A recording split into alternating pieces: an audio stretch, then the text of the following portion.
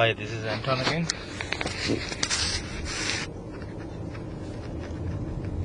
So I just came out of a new building, shopping mall, shopping strip or whatever, a lot of new stores.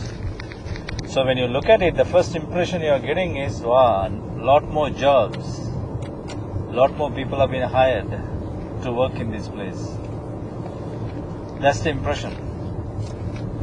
But really, it's a lot of slave jobs. That's what you don't see. They all low minimum wage people working for $7-8 an hour, and so that's the kind of job this new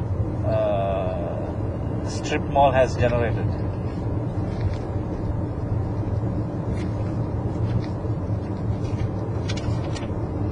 So I mean, in Canada, I don't think anyone can really survive with $7-8 an hour job. Even if you have to work like 70-80 hours a week to survive with that kind of money. A decent apartment will run up to $800 a month, and if you have a car, if you have your food bill and this and that, and if you have a spouse and a child, I don't think you can survive with $7-8 an hour in this country.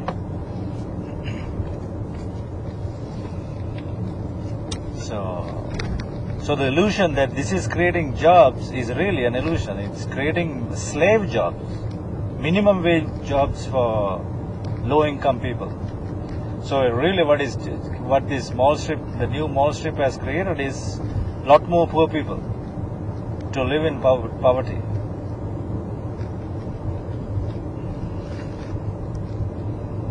But you don't get that impression when you walk in. It's very shiny and everything looks beautiful. It's a good feel for the consumer, but the employee inside must be cursing. $7 an hour, he has to survive in that money. Not minimum wage is $7 or $8 an hour. Yeah, they don't get 15. They get $7 or $8. Still, if you are paid minimum wages, like in Tim Hortons, those people are paid minimum wages, how they are supposed to survive? How can they have a home, a car, a family? How can they afford all this?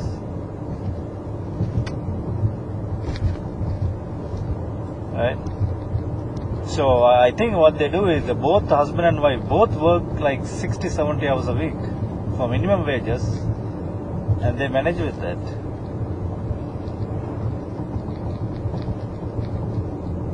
So these poor people who are in low income bracket, they are stuck in their poverty because they have to work more than 40 hours a week to survive. So therefore they have no time to go and study or upgrade themselves, and their spouse do the same thing, and therefore their quality of life goes down.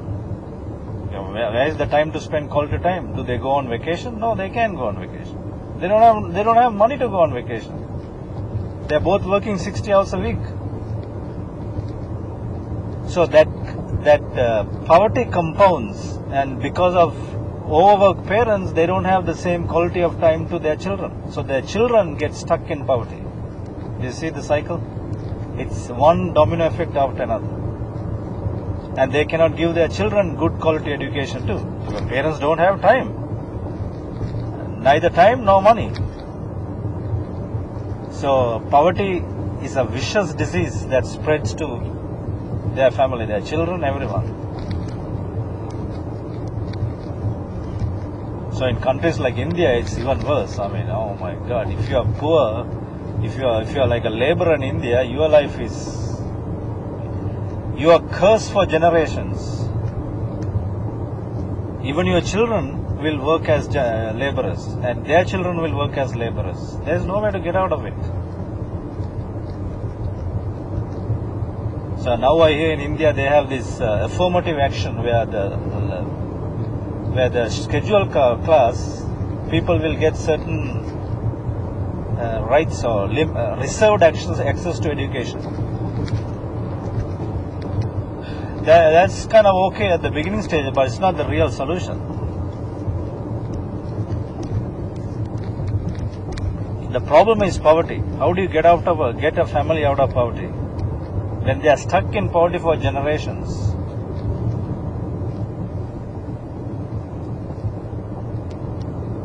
So that is the question. The capital system cannot answer that. They will give you a little welfare check. Even if the government gives you welfare check, the parents cannot bring their children to good level of education. They don't have the time to spend with the children because they are working 60, 70 hours a week.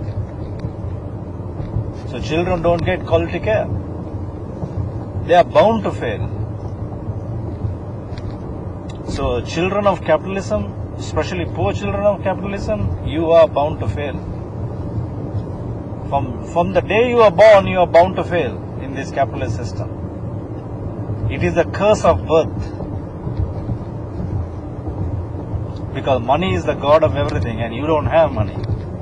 And your parents don't have money.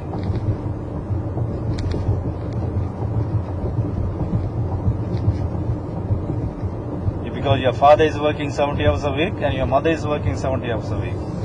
And they don't have quality time for you. So that's why if you look at all these drug users and alcoholics and whatnot, they are coming from families who already have trouble. Troubled family they call it. But what is the cause of the troubleness in their families? That nobody investigates. They simply say, oh, these are troubled families. They are poor, low class. Ban them. But at the same time, the rich, they have all the luxury for their children. They send them to the greatest universities, good food, good quality, everything is there for them. And the rich get the richer, that's the thing, rich get richer and the poor get poorer. Now in India you can see this very, very clearly. Canada you don't see that much, but still it's there, it's very strongly it's there.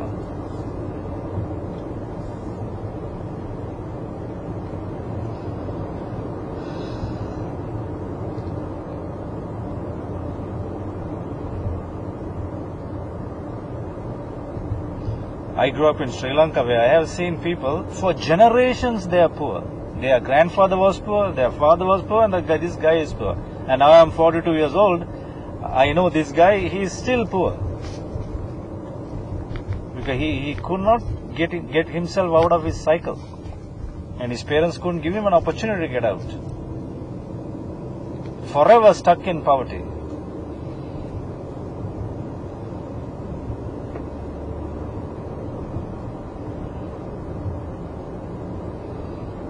And there are rare exceptions, of course, where parents will somehow try to send the child to school and give an education, and the guy happens to be a smart or intellectual child. He will quickly upgrade and, get himself some kind of a job, and then his children will get the same education. There is some kind of an escape. But by and large, if you are poor, you are stuck in poverty for generations. It's a generational disease. So capitalism is a generational disease. It curses you not for one generation, but for many generations. And if you talk against it, they will call you a rebel. They will ban you and they will curse you.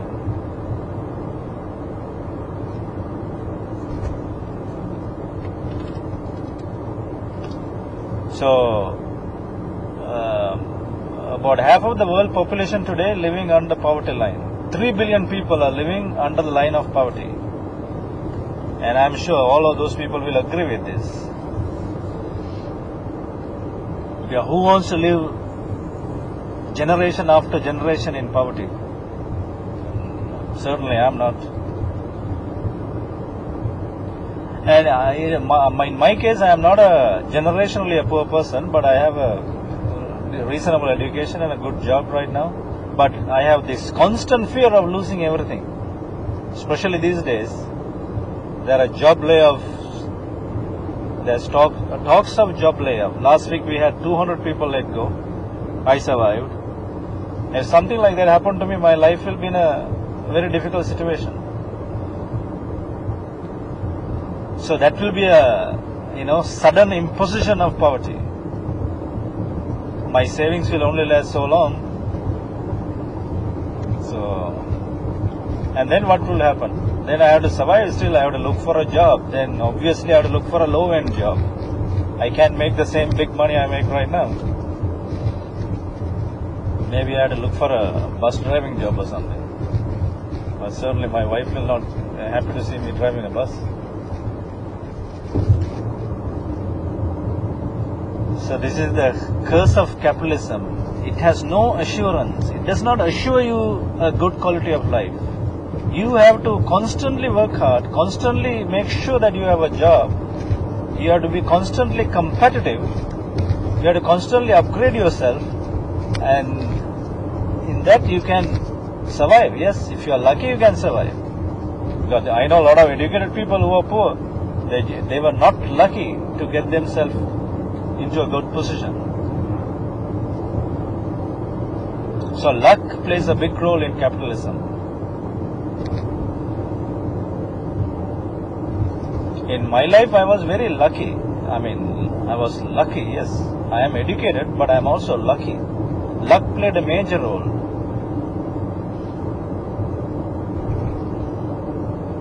But in Sri Lanka, India, there are a lot of educated people. They are just not lucky.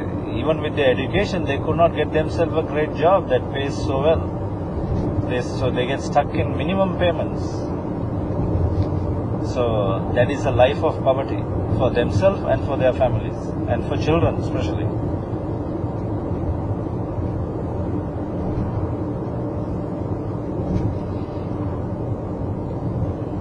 So it is very simple common sense to see that capitalism as it is, or as it ever has been, is not caring for human beings. It's only for the corporations. It's only good for the rich to get richer, for the corporate executives, CEOs to accumulate billions and own a big mansion in islands, for the rich to get richer. That's what capitalism is all about. It's about for the rich to get richer. And the middle class slaves, they live their life paycheck to paycheck. Oh yeah, they very devoted soldiers of capitalism. That's what in India they have a layer called civil servants. And these are nothing but slaves, because they get their regular paycheck. So very submissively they do their job. Don't question anything. Just tag along. That's the name of the game. Just survive.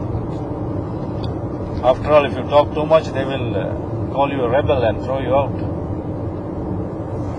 I am a rebel, but I am a rebel with a cause. Because I don't accept the bullshit of capitalism. I don't believe that I should live in anxiety and fear of loss the rest of my life. I don't believe I should compete with everyone to survive.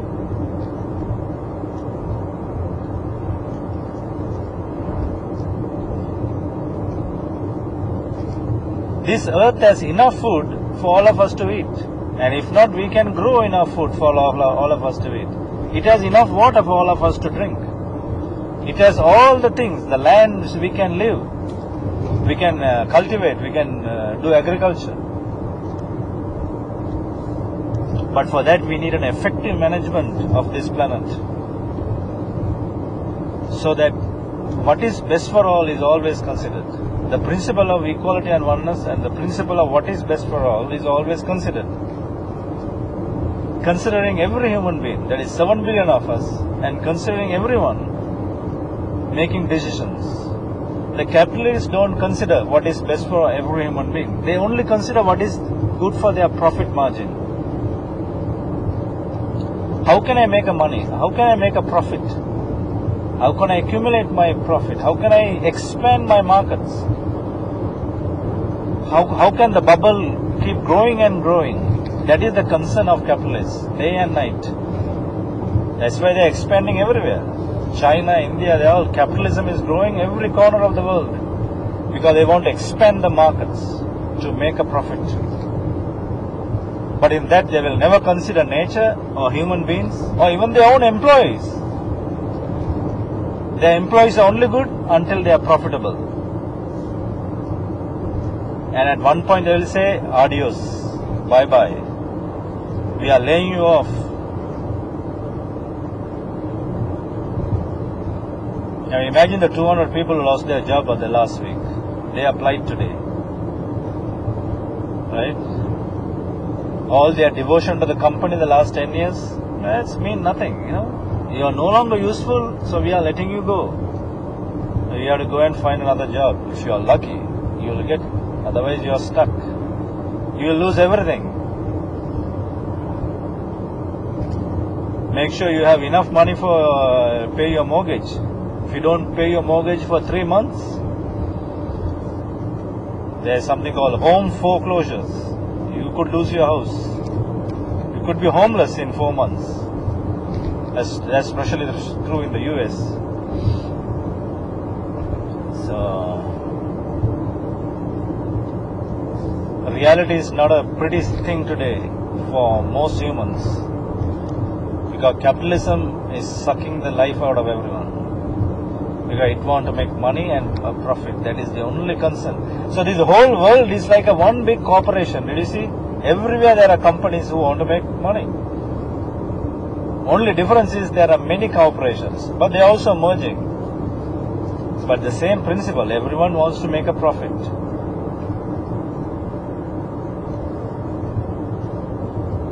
They operate, or every company operate with the same principle. Profit generation, making profit, and maintaining a low cost. I mean, nobody's there to not to make a profit. Everyone is there to make a profit. And in that, the employees are not considered, the human beings are not considered, their families are not considered, nature is not considered, animals are never considered. So this is the bullshit world we live in today.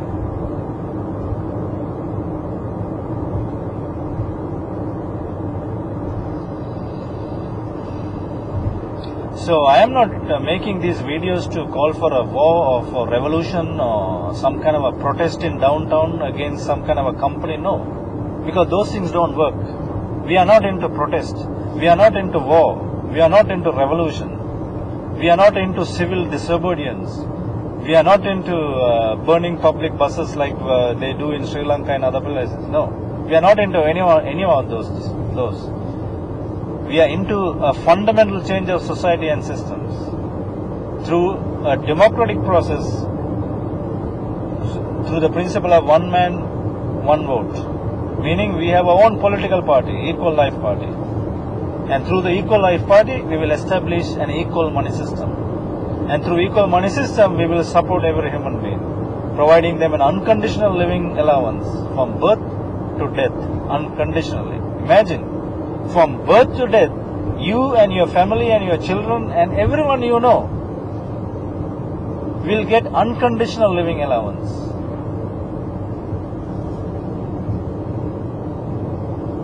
There is no dependency. There is no qualification. Just because you are a human being, you will get that unconditional living allowance. Like my mom, for example, she never worked in her life, so she always dependent upon she's dependent upon her husband. I mean, he has to provide. So as long as he can provide, she's okay. But the day he can't provide, she'll be in a very difficult situation because there is no support system. There is no system to care, right? That's the problem today. She has to depending upon her children or grandchildren or whatnot to get some support.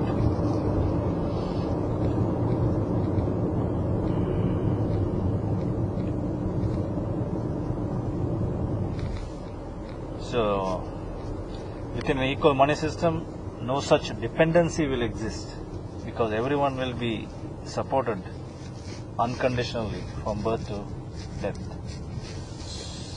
So let's investigate this. I'm not calling for a revolution or war or anything. Simply investigate. Investigate what is best for all.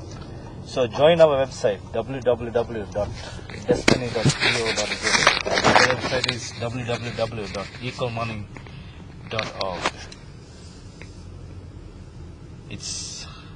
It's your turn to make a difference. Join us. Thank you.